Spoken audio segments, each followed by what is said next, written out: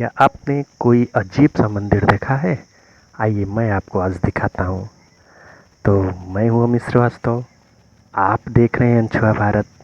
तो आइए एक अजीब से मंदिर को हम दिखाते हैं जहाँ दृश्य और अदृश्य दो तरह के शिवलिंग हैं। तो आइए शुरू करते हैं।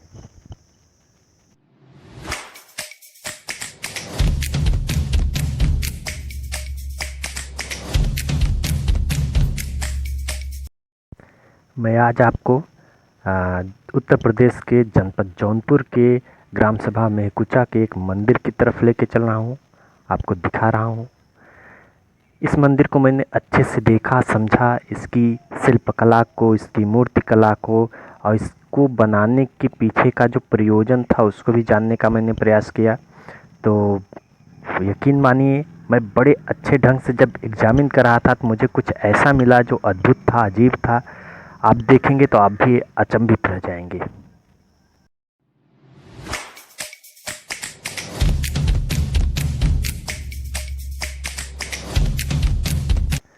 इस मंदिर की पहली अजीब बात यह है कि इस मंदिर में दो दरवाजे हैं और दोनों दो संप्रदाय से संबंधित हैं। मतलब आप अगर एक दरवाजे से अंदर जाते हैं, पूजा करते हैं तो आपका संप्रदाय अलग हो जाता है, लेकिन वहीं अगर आप दूसरे दरवाजे से पूजा करते हैं तो आपका अलग संप्रदाय हो जाता है। मतलब एक दरवाज़ा वैष्णव संप्रदाय के लिए है और एक दरवाज़ा शैव संप्रदाय के लिए है। अमूमन मंदिरों में ऐसा नहीं होता है, लेकिन यहाँ की जो इंजीनियरिंग है वो इस तरह से हुई है कि आप जैसे ही दरवाजे से अंदर पूजा करने के लिए देखते हैं सब कुछ बदल जाता है। तो सामान्य निगाह से आपने देखा, अब आइए एक फिर से हम इसको अच्छे से समझते हैं। ये है गेट और इस गेट पे दो तरह के पहरेदार बनाए गए हैं, एक हाथ में लाठी लिए हुए उग्र स्वभाव का, एक जो है अनुनय विनय करता हुआ सौम्य स्वभाव का, जैसा कि शंकर जी के दो स्वरूप बताए जाते हैं। यहाँ से आप देखेंगे तो यह वह दरवाज़ा है जहाँ पे बहुत सारे देवी देवता हैं। सबसे पहले उग्र देवता जितने हनुमान जी, सूर्य जी और दो देवियाँ हैं भैरव जी, और दूसरी तरफ जो हैं वो सौम्य देवता शंकर पार्वती जी हैं, दो देवियाँ हैं, विष्णु हैं, लक्ष्मी हैं। तो जो वैष्णव संप्रदाय के लोग हैं वो पहले उग्र देवता की पूजा करके उन्हें शांत करके फिर सौम्य देवताओं की पूजा करते हैं। तो ये वैष्णव संप्रदाय के लोगों के लिए है। इस संप्रदाय में इस दरवाजे से अगर आप पूजा करते हैं तो आपका मुंह पूरब की तरफ रहेगा, पूरब की दिशा में रहेगा। तो यह वह संप्रदाय है, वैष्णव संप्रदाय है, जहाँ पे आप वैष्णव संप्रदाय की परंपरा के हिसाब से पूजा करते हैं। तो आइए हम मंदिर के उत्तर की तरफ से दक्षिण की तरफ मुँह करके सीधा दक्षिण दिशा में चलते हैं और मंदिर तक पहुंचते हैं। यह जो दरवाज़ा आप देख रहे हैं यह शैव दरवाज़ा है। आप देखेंगे नंदी जी हैं, उसके बाद फिर उनका भी मुंह दक्षिण की तरफ है। फिर जो दरवाज़ा बनाया गया है, दरवाजे से जब भी साधक पूजा करता है तो उसका मुंह दक्षिण की तरफ होता है। यह दरवाज़ा शैव दरवाज़ा है, चाहे वो कपाली हो चाहे कालमुखी संप्रदाय के हों। तो शैव में ये दो उप संप्रदाय होते हैं। यहाँ पर भी आप देखेंगे तो दो तरह पहरेदार मिलेंगे, एक अनुनय विनय करने वाला और एक लाठी लेकर उग्र स्वभाव वाला, जैसा कि शंकर जी के दो रूप बताए जाते हैं। तो सबसे पहले सौम्य देवताओं की यहाँ पे मूर्तियाँ मिलेंगी जो शैव संप्रदाय के लोग हैं। विष्णु लक्ष्मी जी हैं, गणेश जी हैं, दो देवियाँ हैं, फिर शंकर जी और मंगला गौरी जी हैं। तो शैव संप्रदाय के लोग पहले सौम्य देवताओं को पूजा पाठ करके उन्हें संतुष्ट कर देते हैं। उसके बाद तब उग्र देवताओं की पूजा करते हैं, क्योंकि उन्हें उग्रता चाहिए। तो यहाँ पर आप देखेंगे उग्र देवताओं में दो देवियाँ हैं, काल भैरव जी हैं और सूर्य जी हैं, हनुमान जी हैं। तो सिर्फ दरवाज़ा बदल देने से पूरा संप्रदाय बदल जाता है, पूजन पद्धति बदल जाती है, पूजा करने की जो दिशा है वो बदल जाता है। तो यह जो इंजीनियरिंग है यह अद्भुत है। शंकर जी बीच में है गर्भगृह में और उनसे सांप जो है वो लिपटा हुआ है। तो यह अपने आप में एक अद्भुत है और शायद पृथ्वी पे पहला मंदिर ऐसा है।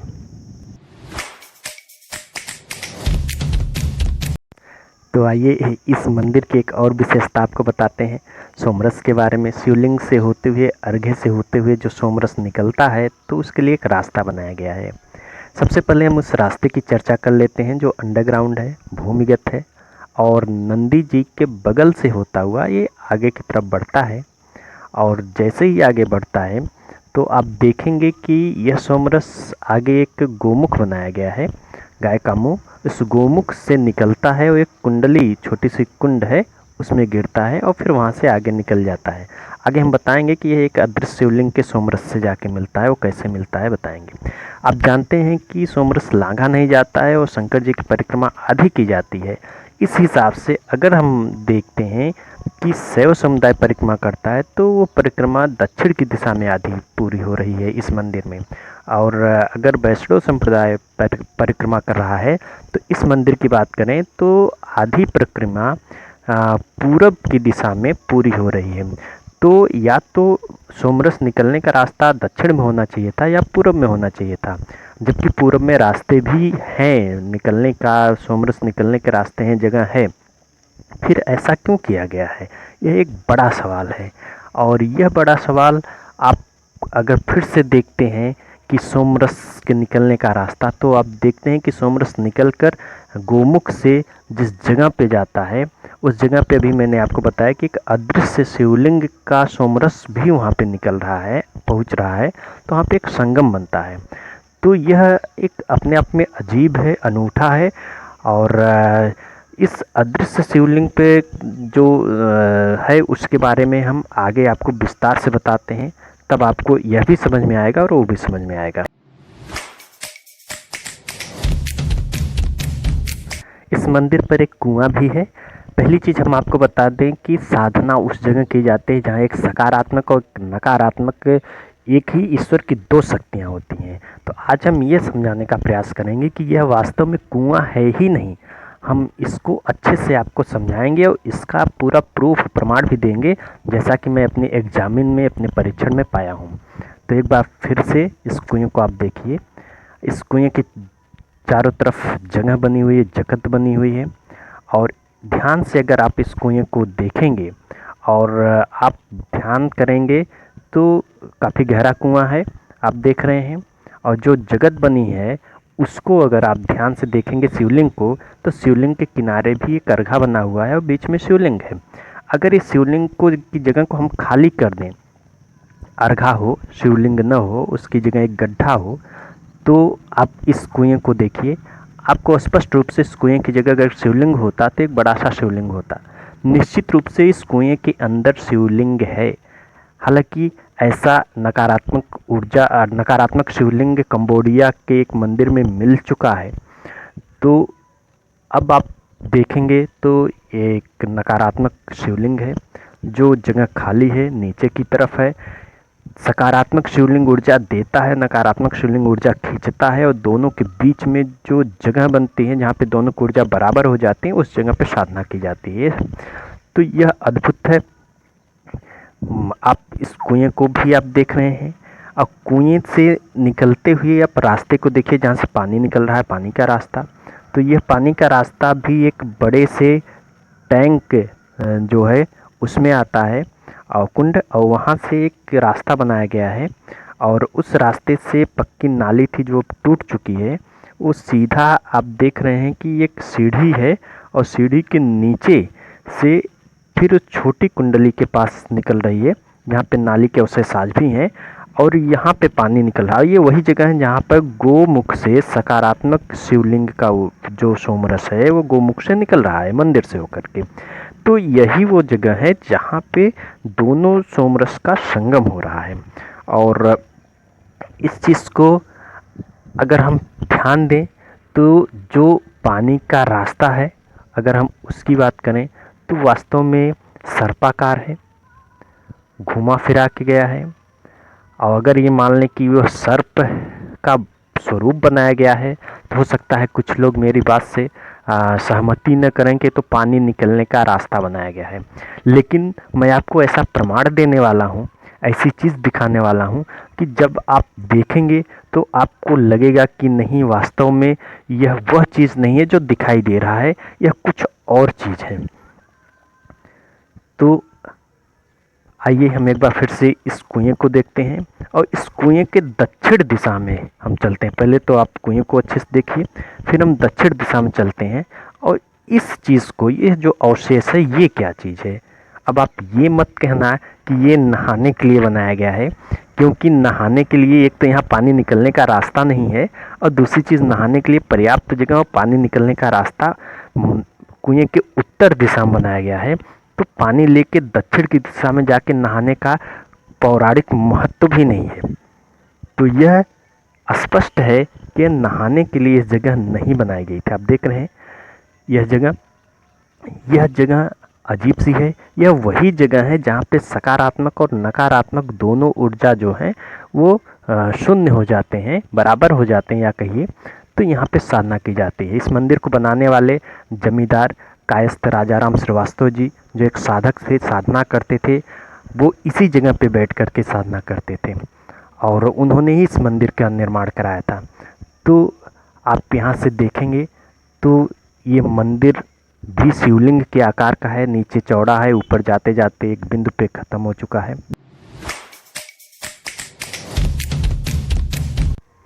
तो आइए मैं एक और प्रमाण आपको दे रहा हूँ जिससे आपको समझ में आ जाएगा कि ये मंदिर पूजा के साथ साथ साधना के लिए बनाया गया था। आप देख रहे हैं कि कुएं के नैऋत्य कोण पे एक अवशेष है जो कि सीढ़ियों का है, और अगर हम वायव्य कोण की तरफ देखते हैं तो वहाँ पर भी एक सीढ़ी है जो जिसका अवशेष आपको मिल जाता है। और अगर हम आगे बढ़ते हैं तो जैसा कि आगे भी हम दिखा चुके हैं कि उत्तर की तरफ एक सीढ़ी है। अब हम अगले सीढ़ी की हम बात करते हैं। अगला सीढ़ी आप देख रहे हैं तो अग्निकोण और ईशान कोण होना चाहिए था, लेकिन यह पूरब की तरफ एक सीढ़ी का अवशेष है जो अब थोड़ा ही बचा है। लेकिन अगर आप अग्निकोण की बात करें या फिर दक्षिण दिशा की बात करें तो वहाँ पर आपको एक भी सीढ़ी नहीं मिलेगी, क्योंकि वहाँ सीढ़ी का निर्माण नहीं किया गया था। इस चित्र को देखिए, यह कच्छप है, कछुए का आकार बनाया गया है, उसके ऊपर मंदिर का निर्माण किया गया है। इस मंदिर में मैं जितनी भी चीज़ें आपको दिखा रहा हूँ प्रमाण, वो सारे ये साबित करते हैं कि ये मंदिर का निर्माण साधना के लिए बनाया गया था। अब उसी क्रम में आप देखिए कि जो पोल बनाए गए हैं, खंभे बनाए गए हैं मंदिर पे, वहाँ पे बहुत सारी मूर्तियाँ बनाई गई हैं। अगर दूसरे मंदिरों की मूर्तियों से हम इसका कंपेयर करें तो आप देखेंगे कि मंदिरों पे तलवार, तीर, धनुष बनाए जाते हैं, शेर बनाए जाते हैं, लेकिन इस मंदिर पे जितनी भी मूर्तियाँ हैं सभी संगीतमयी हैं, क्योंकि सारी मूर्तियाँ ये साबित करती हैं कि वो मूर्तियाँ गंधर्व शैली में बनाई गई हैं। तो इसलिए आप देखेंगे इस मंदिर को तो जितने भी मूर्तियाँ हैं सभी के हाथ में कोई संगीत वाद्य यंत्र है, और यह भी एक प्रमाण है कि यह मंदिर जो है वो साधना के लिए बनाया गया है। तो यह एक शक्तिपीठ है मंदिर, यहाँ पे साधना की जाती है, और जिसने भी साधना की वो सफल रहा है, उसकी साधनाएं जो रही हैं वो सफल नहीं हैं। तो यह सिर्फ पूजा के लिए नहीं है, बल्कि ये साधना के उद्देश्य से यह मंदिर बनाया गया है। ये अपने आप में एक बढ़िया है, एक अद्भुत है, गजब का यहाँ का ये मंदिर बनाया गया है। यहाँ की जो आर्किटेक्चर है वो गजब का है, शिल्पकला, मूर्तिकला जो है वो गजब का है, और यहाँ पे जो इंजीनियरिंग इस मंदिर को बनाने का किया गया है वो गजब का है। अभी मैं आपको दिखा रहा था कि कछुए का पृष्ठ बनाकर उसके ऊपर मंदिर का निर्माण किया गया है, और उसमें भी दक्षिण की तरफ, मतलब कि कछुआ दाहिनी तरफ नहीं जाना, इसलिए दाहिनी तरफ का पैर वो अंदर किया है, बाकी अपना पैर और सिर बाहर निकाला है। तो ये अपने आप में एक अद्भुत मंदिर है।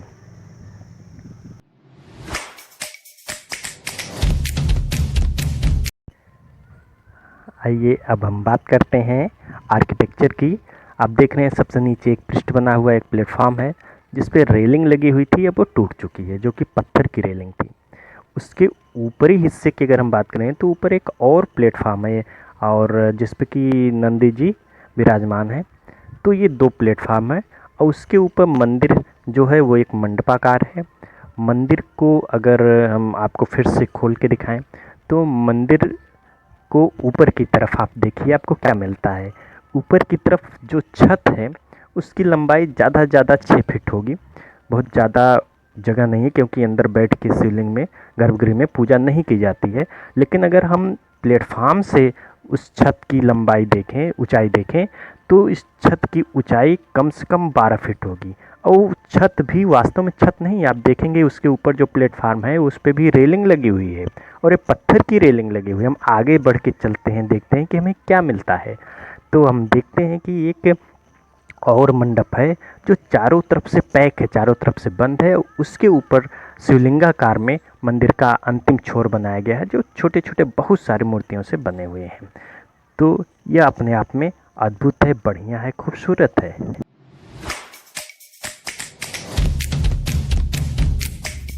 तो आइए अब इस मंदिर की शिल्पकला की बात करते हैं। और ये मंदिर का जो शिल्पकला है, आप देख रहे हैं खंभों पे जो डिज़ाइन बनी हुई है, या मूर्तिकला जो है, मूर्तियों पे जो डिज़ाइन या पैटर्न बने हुए हैं, सब हाथ से बने हुए हैं। ये सारे के सारे डिज़ाइन जो हैं वो छेनी हथौड़ी से बनी हुई, क्योंकि उस समय मशीन से काम नहीं होता था, पत्थरों की कटिंग मशीन से नहीं होती थी। ये मंदिर लगभग 350 वर्ष पुराना है। और एक और ख़ास बात, इस मंदिर को जब जमींदार कायस्थ राजा राम श्रीवास्तव जी ने बनवाया था, तो ये चुनार से पूरा पूरा मंदिर बन कर आया था। यहाँ पे सिर्फ उसको खाके पे तैयार करके खड़ा कर दिया गया था। आप मंदिर को देखिए, उसकी शिल्पकला को, मूर्तिकला को देखिए। यहाँ पे सीमेंट नहीं लगा हुआ है। हालांकि जब मंदिर टूटने लगा 2-3 साल पुराना पहले, तो उसको फिर से रिपेयर करने के लिए सीमेंट लगा दिया गया। लेकिन जब ये मंदिर बना था तो उस समय कोई भी सीमेंट नहीं लगा था, पूरा पूरा खाके पे बना था। और इतनी आंधी तूफान, तेज़ हवा, अंधड़ में ये मंदिर आज तक खड़ा रहा। यह अपने आप में बहुत अद्भुत है। इस मंदिर की इंजीनियरिंग को दांच देनी चाहिए। इस मंदिर को जिन कलाकारों ने बनाया था वो वाकई में बहुत बढ़िया था, बहुत अच्छे कलाकार रहे होंगे, उनकी प्रशंसा करनी चाहिए। तो शिल्पकला, मूर्तिकला, पत्थरों पे जो डिज़ाइन बनी हुई है, ये सब आप देखेंगे तो बहुत अद्भुत, बहुत सुंदर है। तो गजब की चीज़ है। तो ये जौनपुर जनपद में है, महकुचा ग्राम सभा में। तो आप देख रहे हैं खूबसूरत सा मंदिर। इस मंदिर के बारे में कुछ अजीब और रोचक बातें हमने बताई जो इतिहास की दृष्टि से बहुत महत्वपूर्ण है, टूरिज़्म की दृष्टि से भी बहुत महत्वपूर्ण है, और आर्किटेक्चर की दृष्टि से भी बहुत महत्वपूर्ण है। इस मंदिर के बारे में एक चीज़ और बता दें कि यह मंदिर नागर शैली में बनाया गया है, जो एक चौकोर पृष्ठ से शुरू होता है और एक बिंदु पे जाके ख़त्म होता है। तो नीचे से ऊपर तक आप देखेंगे तो ऊपर एक बिंदु पे जाकर ये मंदिर